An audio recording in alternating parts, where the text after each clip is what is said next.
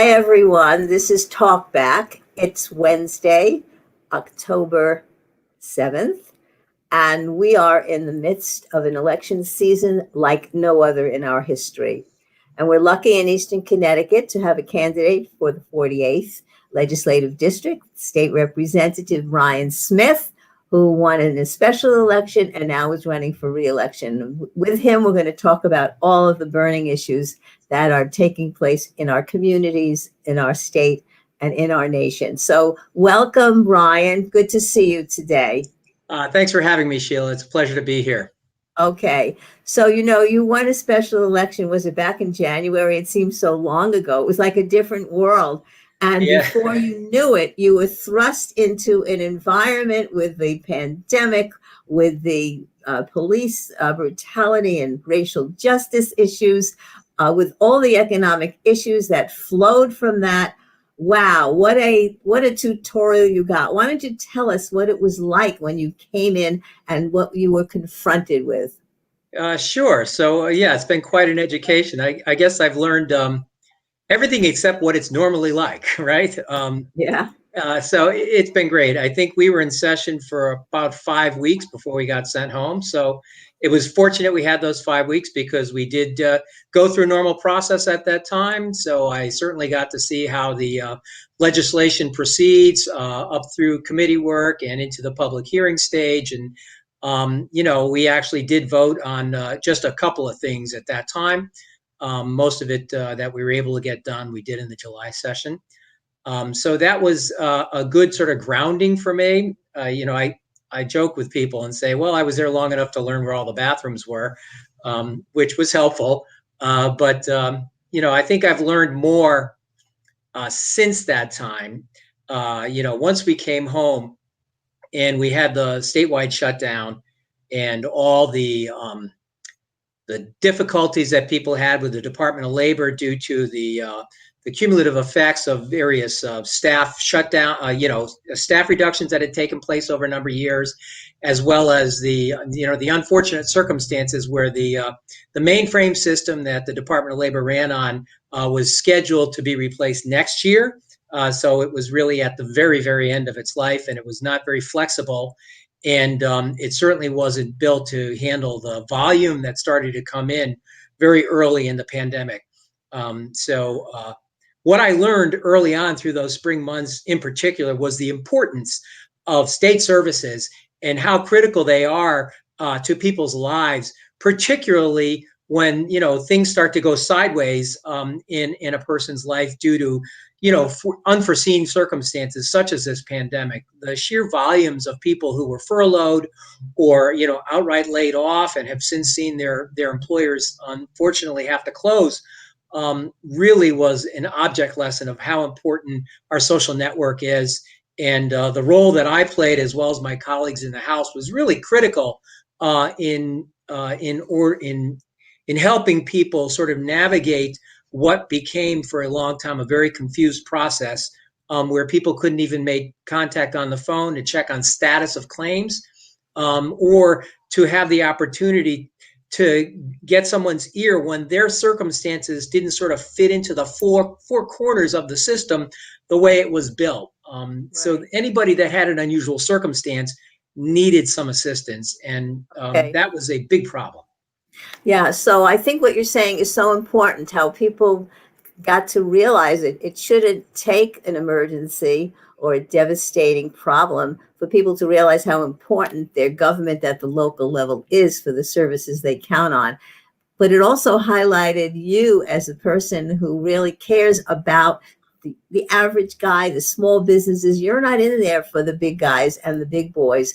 And you already see how important constituent services. I see in your ads, you've got some of your constituents from Lebanon and other places touting how well you've done to take care of their needs when they had questions about the bureaucracy and how to get through all the paperwork to get the services that they need. So before we go any further, I want you to tell us your district. What are the towns that encompass your district? And just a little bit about your background that brought you to this moment. Sure. the district is most of Colchester, as you know, being a resident here. A good section of Lebanon, actually, having now done a lot of walking, more than I was able to do last winter in Lebanon.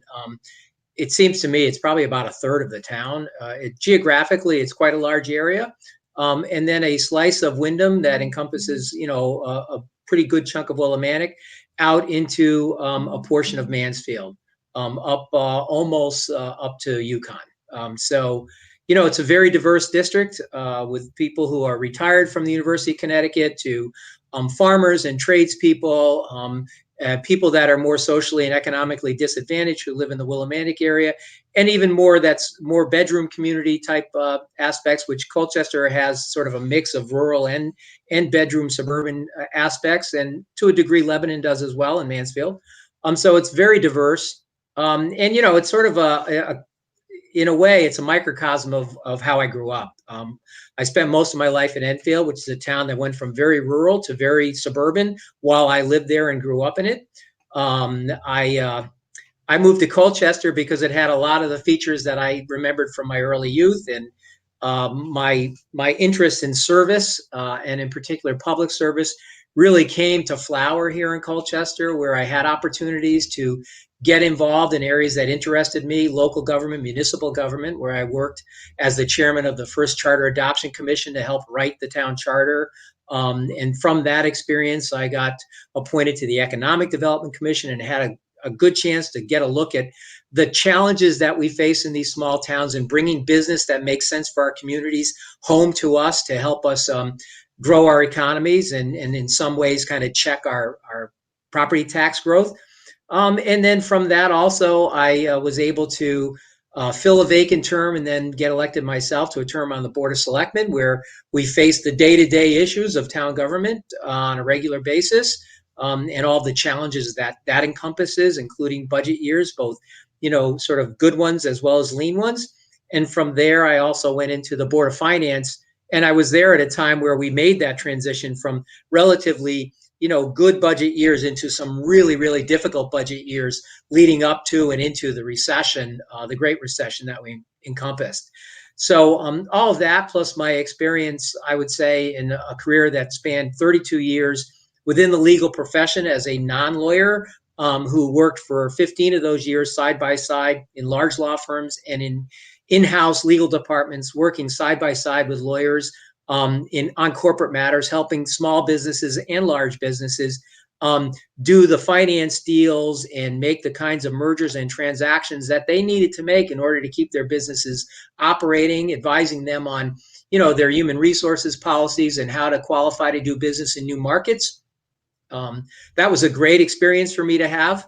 And then I also got involved in the legal business as well on the marketing side, where I learned a lot about communication, from both a corporate perspective for public and private companies, but also just sort of name awareness and getting messaging out and letting people know what you're doing and what you stand for. So everything that I think that I've done in my life has brought me to the position I'm in now, thanks to the voters last winter. And it's a position I hope that they'll see a value in me, will return me to the House for the next session.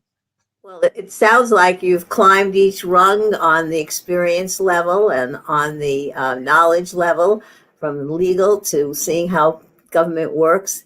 And so you have a lot of experience, even though you have not been a state representative that long, but you kind of have all of the qualifications and all of the background to do that job. Let's talk about the COVID-19 and how that's impacted your district. Now in Colchester, we see how it's even impacting our nursing homes. Talk about the challenges that you have had as a state representative helping your constituents during this period of time, and how you see the future unfolding as we try to end this pandemic, but the end is not in sight. Right. Well, you're right to talk about the uptick that we're seeing here in Colchester, particularly at the nursing home that's just around the corner from me. But early on, we were fortunate for many months here in Eastern Connecticut to be on the lighter side of the initial spread of the virus. But the impacts reach throughout the entire state. And I would say that here in Eastern Connecticut in particular, it was our small businesses and the working people of our district that suffered the most. Not only were many people left trying to get in claims for regular unemployment, but also the many small businesses who had seen their business dry up or they weren't able to access their customers for whatever reason, and initially everything was shut down. They were struggling to find ways to keep their businesses going, keep them alive, and to keep people on their payrolls because they feel that, they also felt the responsibility they had to the people who work for them. And so I felt that I was fortunate to be able to have a good team behind me in the House Democratic Caucus with the networks that we needed in place to help people access the federal assistance that was available for privately owned, one-person types of businesses and small business, as well as people who work in the gig economy and had no access to the normal unemployment that many people who are, on a regular payroll had opportunity to apply for. So as each of those things sort of was rolled out and became available, myself and my colleagues were in a position to help those affected individuals navigate that process in order to get those benefits, which in many cases, were the difference between keeping the lights on in their house or having an adequate supply of groceries in their homes. And for me, as somebody who really cares about people generally, it's very gratifying to be able to help people in those situations. And I'm fortunate. You mentioned some of the campaign literature that there were some people that I helped who were willing to, sort of speak up on my behalf. And I thank them for that. I can tell you that personally, it was probably the most gratifying thing I've ever done in my life is to be able to help people in those one-on-one situations. So, Brian, what's your outreach? How can an average constituent, a voter, a citizen in your district get in touch with you when they have issues, when they need some help in winding their way through that bureaucratic maze of filing for the things that they're eligible for? How do they contact you? Sure. I would say that for people who need to reach out to me, the most efficient way is via my state email address. And that's because I see it regularly. I get, a little chime on my phone when it goes off. So I see that right away. And that's just my regular General Assembly email address, which is brian.smith@cga.ct.gov. That is the most efficient way. I've on the website there, you can reach me through just the general number. And I'll get a message. So that seems to take a little bit more time. I can tell people also, many people have my cell phone number and I'm not shy or afraid to give it out. And that's 860-617-8959. And put that up on the screen. Say that again, Brian. Oh, sure. I'm sorry. 860-617-8959. Okay. And so I just want to go now. You're a Democrat and you're running on the Democratic ticket. You've got Norm Needleman in the 33rd Senatorial District as part of your ticket. Of course, Congressman Courtney running for re-election. And then, of course, Joe Biden running for president of the United States. I want you to talk about the values that make you a Democrat and combine that with what's happening now.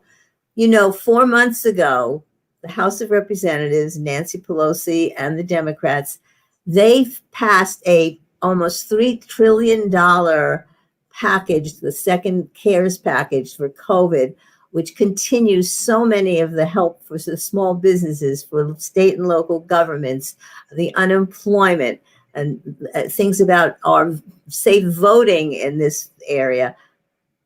It hasn't passed because Mitch McConnell wouldn't take it up in the Senate. And now they started to have negotiations. The Democrats even went down in their amount of the package. Talk about that. We're not getting that done for the people of Connecticut because of a White House that cut off all negotiations yesterday. And these benefits are ending soon. Talk about that and why it's so important to vote Democratic this year.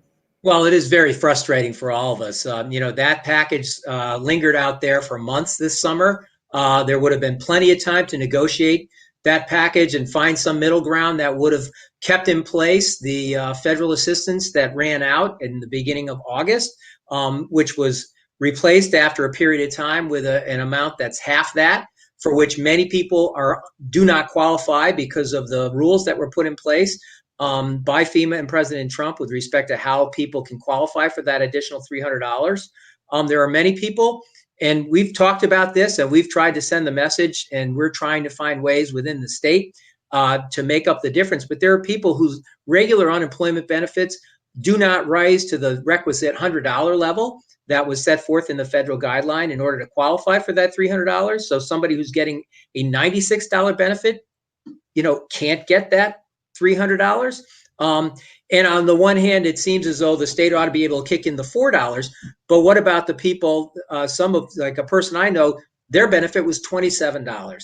When you look at even though we're a small state, when you look across the spectrum of how many people were caught in that trap, the cost of the state is very, very high. And, we're dealing with a future, budget problem as it is. Our rainy day fund will go so far this year. We'll have some of that rainy day fund available for next year. But until we know whether or not we're going to see a second care package, or I think they're referred to it as the HEROES package, from the federal government, or some semblance of state, relief aimed for the states to help us overcome some of these challenges, we have to be very cautious with what we do with the money that we know we have, because we may very well, we expect we're going to need it to address our budget in the future. Right. The lingering effects of this are going to affect our budget for some time to come, and we can't be frivolous. And I don't mean that to use that term lightly, but we have to be very careful with how we spend what we have in our rainy day fund. Right. So, but Brian, I hope you share with me the notion that how anybody running on the Republican ticket for state representative, state senator, Congress, how they can justify what their party is doing to not continue these necessary services and to bring down in the process thousands of small businesses and people maybe losing their rentals and their homes. This is just outrageous. Don't you agree? I do. And, I have to say that in so far in this campaign, we hear sort of the traditional Republican talking points about we need to cut taxes. We need to loosen regulations. And everybody, I think generally we all agree that it would be very good if we were able to reduce taxes. You can only do that if you see rising revenues. And in this particular pandemic, where businesses have closed, where people have lost their jobs, we're not seeing rising revenues. In fact, our revenues, although they're better, they've been so far this fiscal year better than were expected. They are still far below what they've been in the past, without even looking at any way to enhance revenue.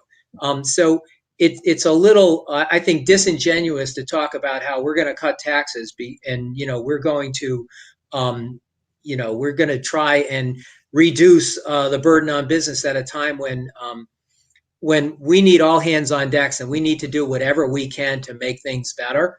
I have not heard many, if any, Republican voices calling out the need for more relief to the states and to the citizens of Connecticut in particular, in order for them to be able to get through this pandemic. And maybe just this winter, when we're all going to see an increase in our oil bills, our heating costs as the weather gets colder. People are going to get squeezed tighter, and we need to be able to do more, not less. Right. And it's very hard to do less with less. It's extremely, if not impossible, to do more with significantly less, right, no matter how efficient you get. Well, it's kind of ironic that the Federal Reserve Chairman Powell, even he came out yesterday and said that we need more stimulus, and we're not going to worry about the budget and other issues, because this takes precedence. We won't have a budget. We won't have a country if we don't do something and we don't have more stimulus. So, Brian, give me your thoughts about what you think about the number of small businesses in your district that will not be able to reopen because of what's happening now? Do you think they can be revived? You know, I'd like to hope that they can be, Sheila, but I think that very many businesses that have closed may be closed for good. You know, if you think about it, there are many businesses that hung on as long as they could, and that meant that those business owners were incurring costs or taking on debt in the hopes that we would see a speedy end to this pandemic, and that didn't come, and that's at least partly, if not nearly all responsible to sort of the slow and inadequate response we had at a federal level, where we didn't get, we didn't take the tiger by the tail and deal with it on a national level. It was done piecemeal. It was left to the governors at the state level to try and address it with their own more limited resources. And because of that, businesses, I think, held on as long as they could and borrowed or did whatever it took to try and keep their doors open or to hang on to their hope, expecting that we would see a turnaround in the summer with this pandemic. And although it got better, we never got around that corner. And now we're seeing sort of what was the anticipated second wave. We're just hoping now that we can control it so that things don't get worse and that we might be able to move, from the anticipated phase one that begins, I think, tomorrow or certainly this week into, truly phase four. But, we have to be very careful. And I just don't see some of the businesses that have been forced to close, and in particular those that tried to stay open for as long as possible and then were forced to close. I think it's going to be very hard for them to come back. And I think maybe our best hope is that those business owners are able to reinvent themselves and come back in a different form, because that entrepreneurial spirit is something that's critical to our future economic advancement in Connecticut and here in Eastern Connecticut in particular. Yeah. You mentioned the second wave, but I think that Dr. Fauci has said that we never really finished the first wave. We are still kind of stuck in that, which is a terrible indictment of what's been happening. Let's talk about the other important issue, healthcare. I know in the legislature passed some bills that I'd like you to talk about healthcare, but overall we have the prediction that the Affordable Care Act could very easily be overturned by the Supreme Court in the next few months. And I know Connecticut has kind of codified what's in there, but still there are so many health challenges, the cost of drugs, the problems of pre-existing conditions for so many people who are recovering from the COVID.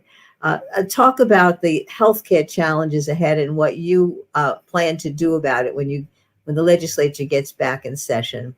Oh, sure. Thanks for that question. I think that, right now the Affordable Care Act is under assault, which is why this most recent, I'm going to use the word debacle over the vacancy on the Supreme Court due to the passing of the great late Justice Ginsburg, has left the Affordable Care Act vulnerable. And it's why, despite senators being sick and despite, the White House being, overrun with the virus at this time, and despite the fact that they don't have time to work on, another package for the states in order to help address the economic needs of our country, Mitch McConnell and the Republican-controlled Senate is willing to push through a Supreme Court justice nomination. And I think that's shameful. Let me just get that out there. But until we see a definitive resolution and a definitive healthcare package that either strengthens the Affordable Care Act, fixes what people perceive to be wrong with it, and truly makes advancements towards make sure that all Americans have access to affordable healthcare, all we can do at the state level is what we've done. We codified the key components of the Affordable Care Act into our state law. We take incremental steps like we did in this past special session where we've tried to address the insulin problem in our state, and we cap the cost of insulin for people who rely on that because they're afflicted with diabetes, and we cap the cost of their the exorbitant charges that they pay for the equipment they need in order for them to just administer insulin. So that will go a long way to helping that segment of the healthcare population. Another incremental step we took, which was a direct outgrowth of the COVID outbreak, was that we did codify and ensure that the telehealth that we've all been benefiting from during this pandemic, when people have not been able to go out easily and visit their doctors.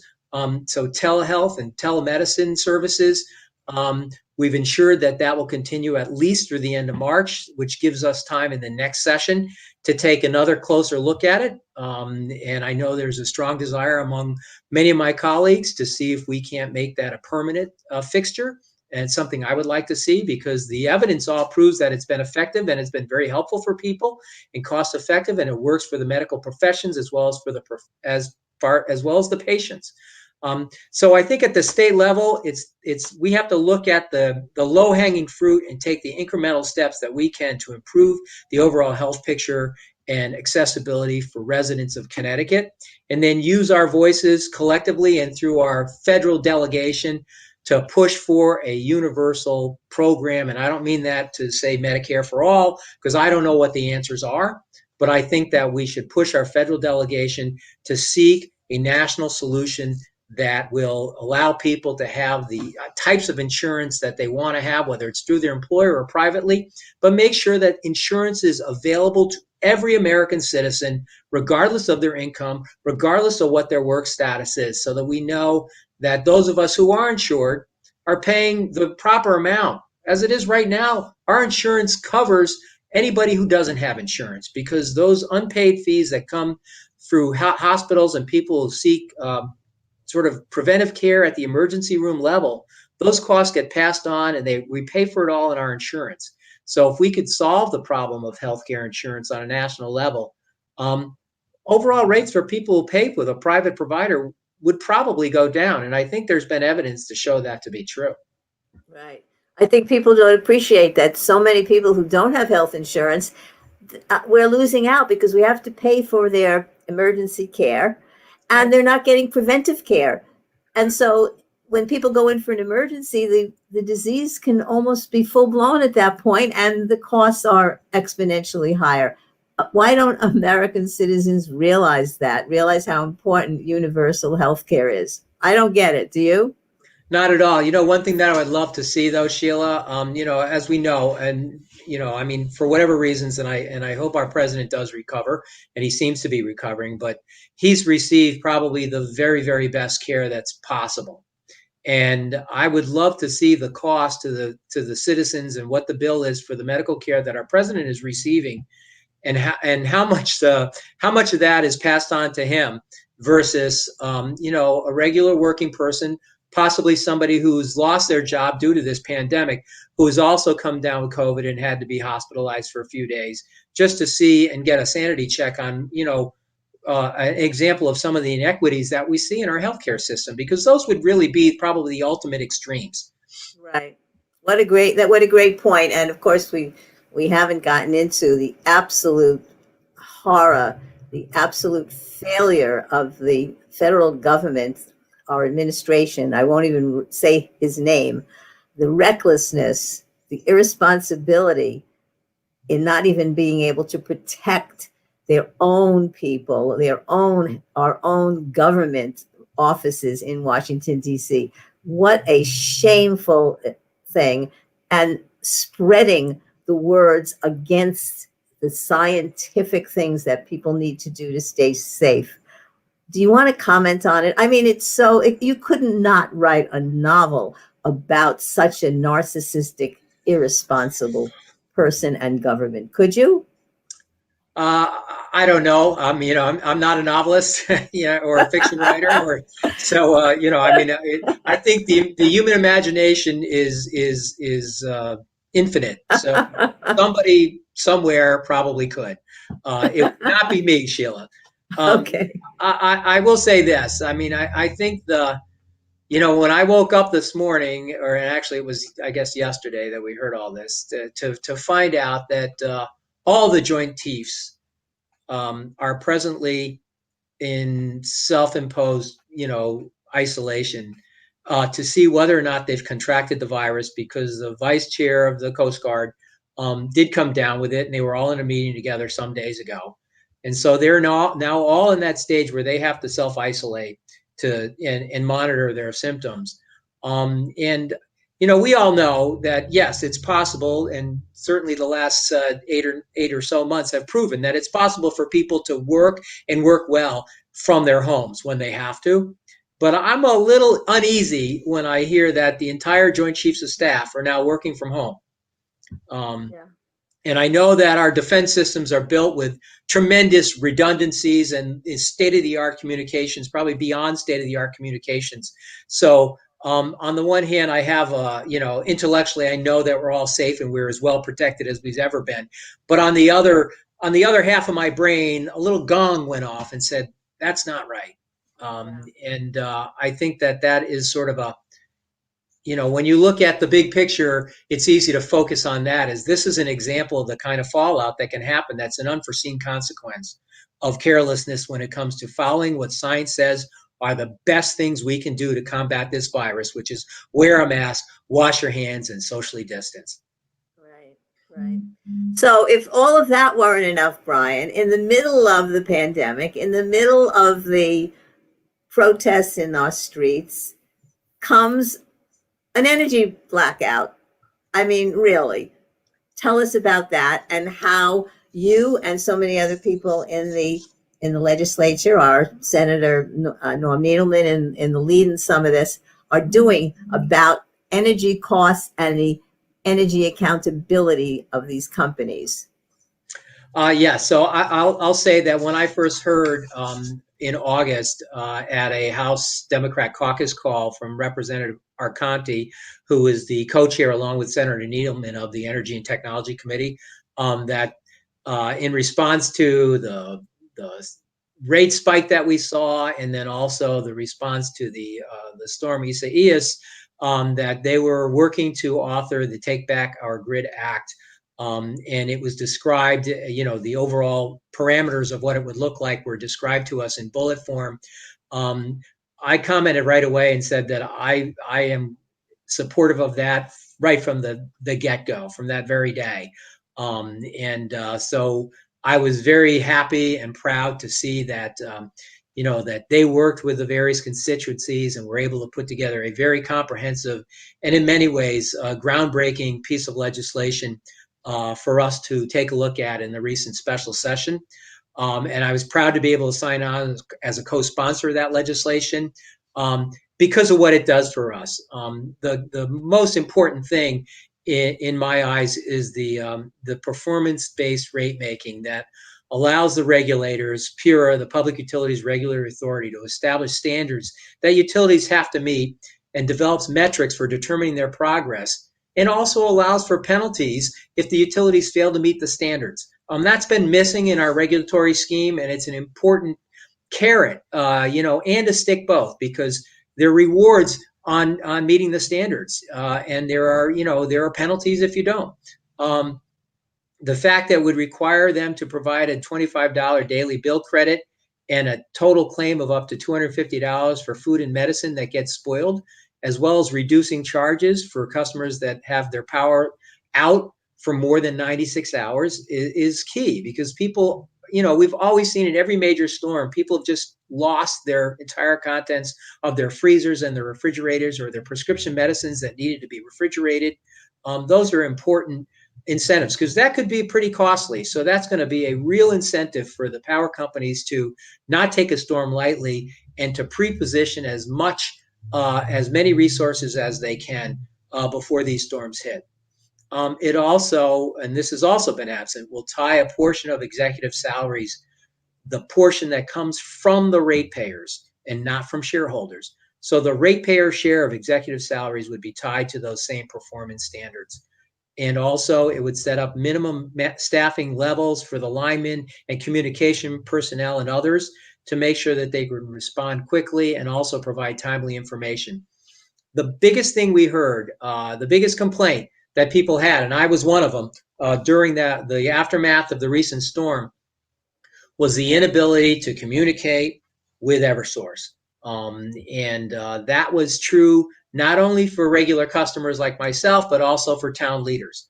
You know, there weren't enough telephone operators to handle the call volumes.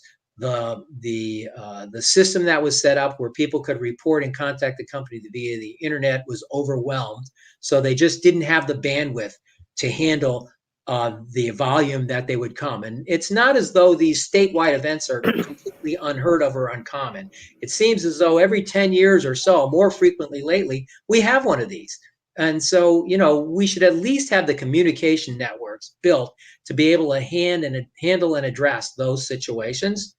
And if not, to make sure that at a minimum, our local municipal leaders have the accurate information for their townspeople so that they can be the funnel through which Eversource pushes out information for the population at large.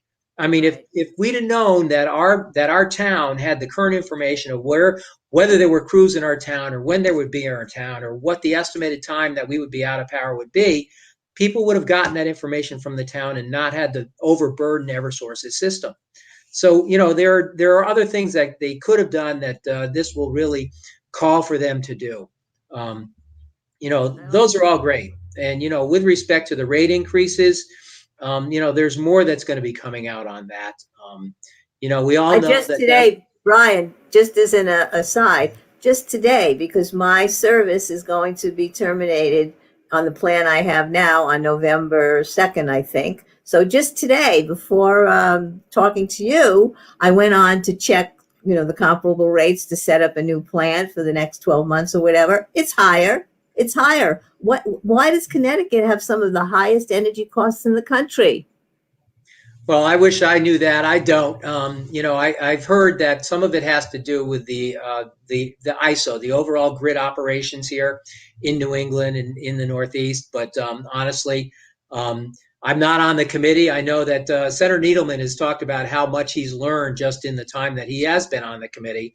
And you know, if an opportunity arose to get on that committee, I would absolutely love to do it. To take that position if I could. Just so that I could learn more, because it certainly affects folks out here in the more rural parts of the state in ways that are very significant and longer lasting than some of the more densely populated areas, because those are higher priorities.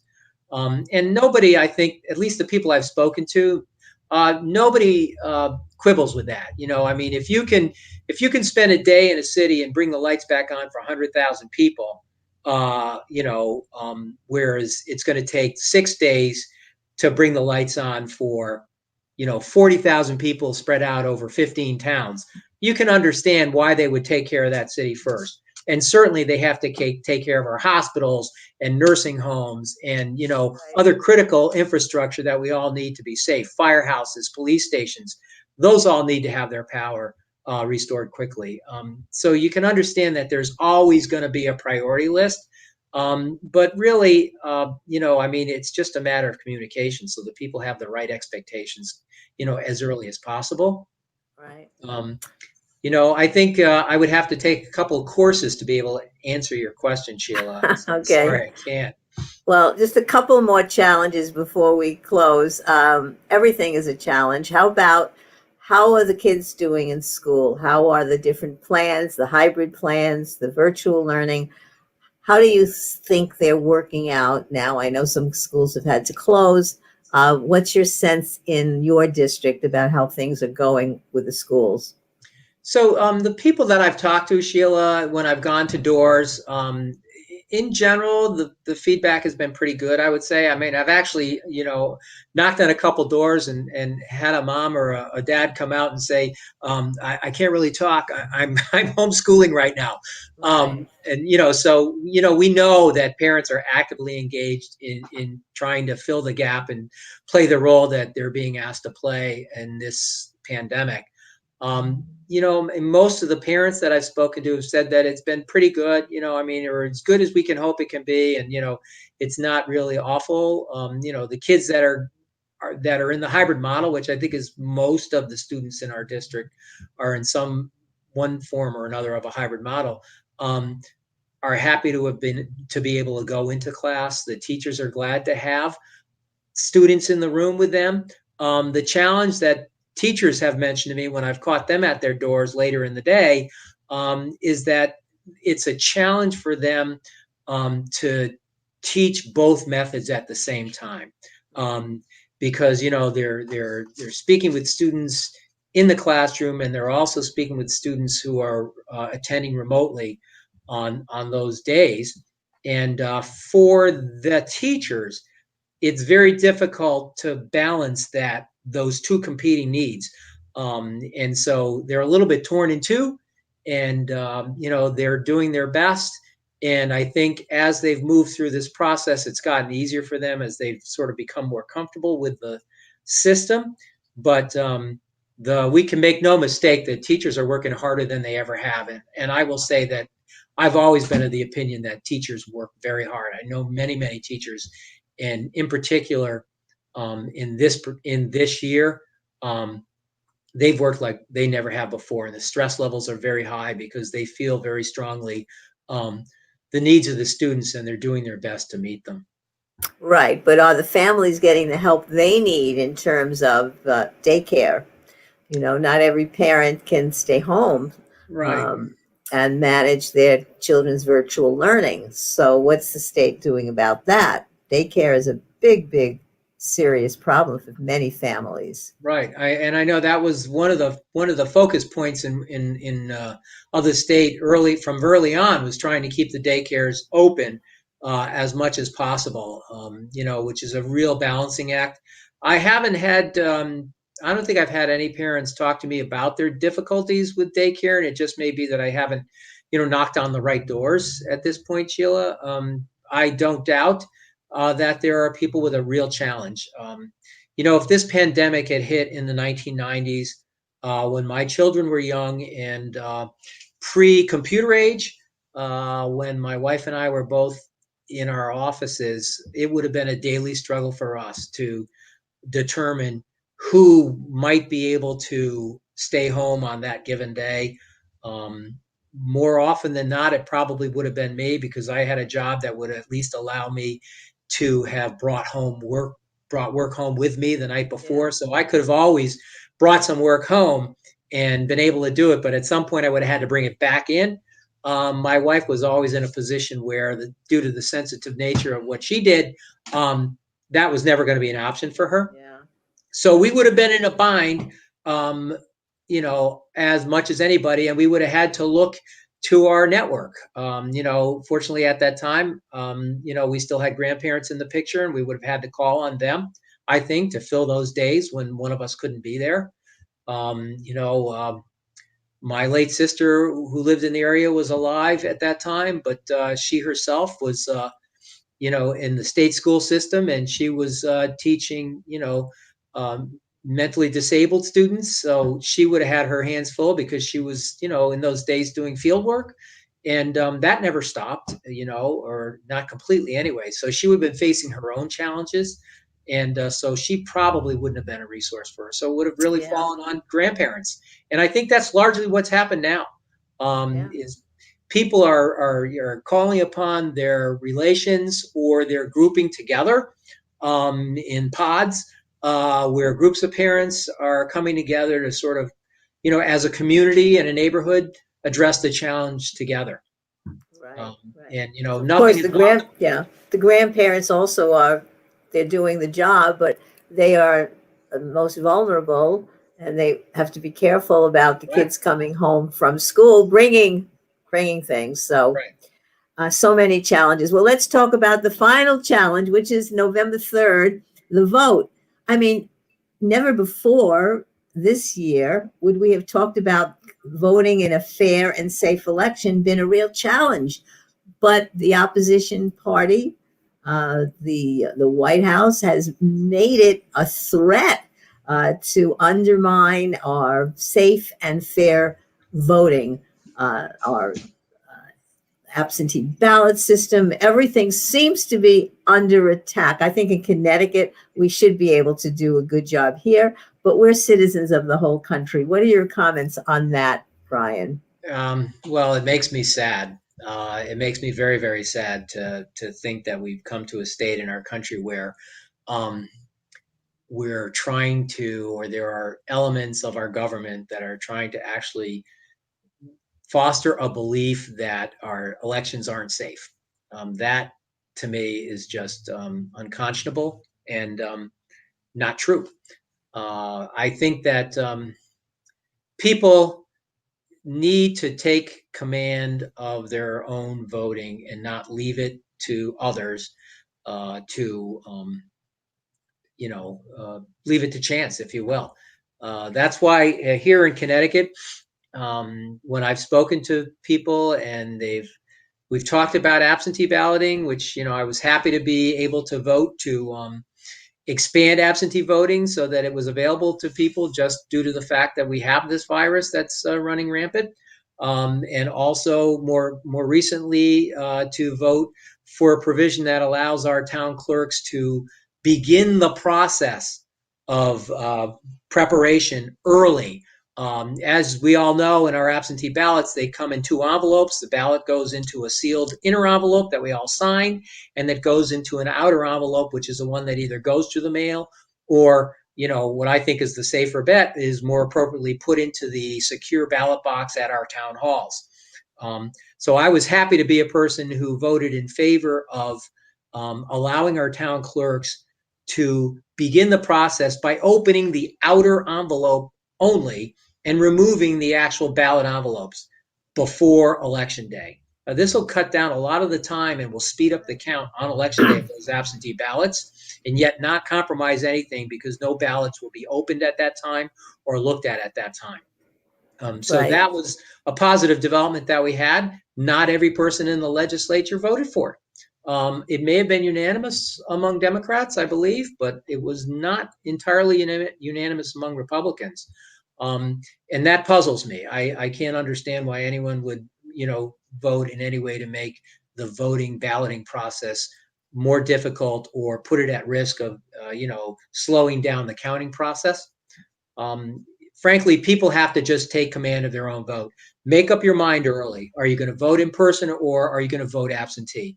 Absentee is the safer way given the pandemic, but if you do so, I would suggest, especially if you're going to mail it, that you mail it right away. Ballots are, arriving at people's doors as we speak.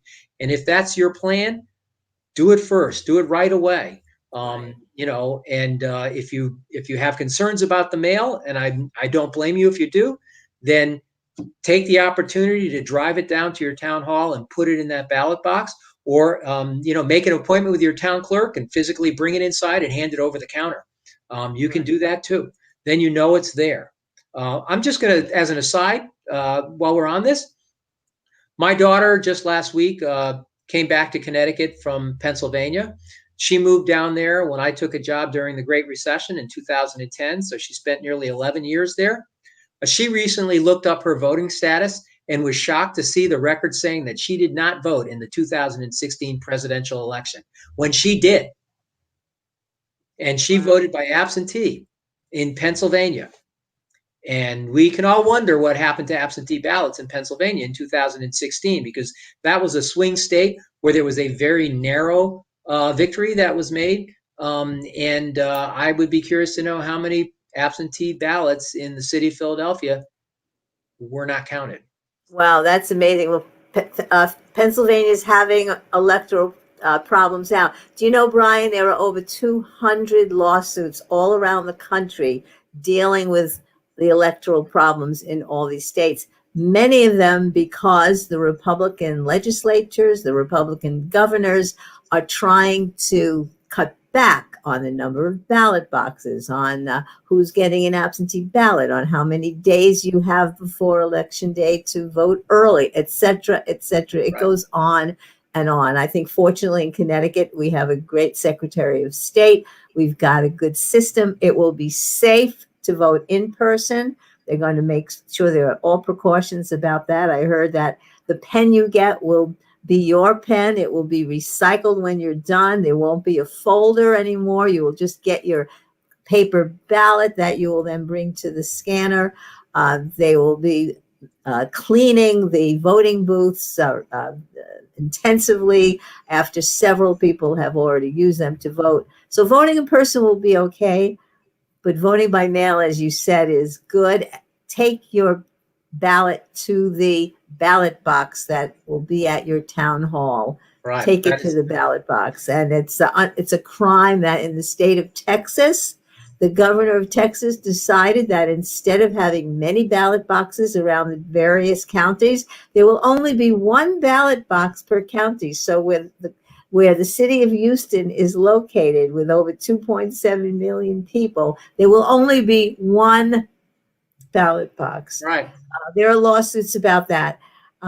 Let's hope that we have a resounding victory that the prognosticators can call early on Tuesday, and we may not have to go through some of the aggravation, but that's what's so concerning about this, right? Right. So you sort of hinted at the ultimate problem there, which is we have two major parties in our country. One stands for free and open elections and making sure that as many people as possible and everybody who wants to vote and who's eligible to vote gets to vote. And then there's another party that only wins when they can restrict the number of people who vote. And in particular, when they can disenfranchise particular segments of the voting population. And there's something just, at a fundamental level, that's just wrong. Right. And that's why, Brian, you have to insist that your opponent and that all of our Republican opponents disavow everything that's happening along those lines, disavow the intent and the lawsuits that are meant to disenfranchise more people. It's not enough for them to say that they are for fair voting in Connecticut. We are citizens of an entire nation. November 3rd is going to be important for the whole country. We're just one part of it here in Connecticut. So we've got to hold those Republicans in Connecticut to account. Do they support what's going on in the White House? Do they support all of these lawsuits trying to disenfranchise people? Do they support the gutting of the Affordable Care Act, which the Supreme Court is going to take up in November, just a week after the election? Are they in favor of all of that? What's their plan for a health plan? They've never, ever put forth an alternate health plan. I think we need to hold these people to account. I hope you will do it as the campaign goes forward, Brian. So now I want you to close. Give us a rousing conclusion to this and why we need to elect you as state representative in the 48th. Well, as I said the other night to the Colchester Business Association, so I think that experience matters. And I think that the life experience I've had working on farms when I was young, living my entire life east of the Connecticut River in these rural communities, working 32 years in the law, practicing and working, not practicing law, but working side by side with practicing lawyers in the corporate business world, doing the grunt work that's necessary for our corporations to conduct their business, close their loans, going the extra mile when things were dark in our state to help the Secretary of the State dig out of a backlog of paperwork that was just stifling our business environment. Those are things that I did in my career. And I believe that, coupled with the experience that I gained on the Board of Selectmen and the Board of Finance here in Colchester, and just my ability to communicate and listen to people and understand them, and my affinity for our area and our way of life here, I just believe at the end of the day, I have more qualifications than my candidate does. It's wonderful to be a nice person. It's great. And we all love our neighbors, and I love everybody that I've ever met in this town. I really have never met a person I didn't like. But I have to say that when you send somebody into government and you've got a choice between someone with 32 years of experience and somebody that has zero experience, the choice is pretty clear. Thank you. Okay, great. All right, Brian Smith, State Representative in the 48th. Thank you. Good luck. We'll see you on November 3rd. This has been Talk Back. Stay tuned next week. We're going to have more about this election with our Attorney General, William Tong, and our Secretary of State, Denise Merrill. So take care, everyone. Bye, Brian. Bye. Thank you so much, Sheila. Okay, bye. Bye.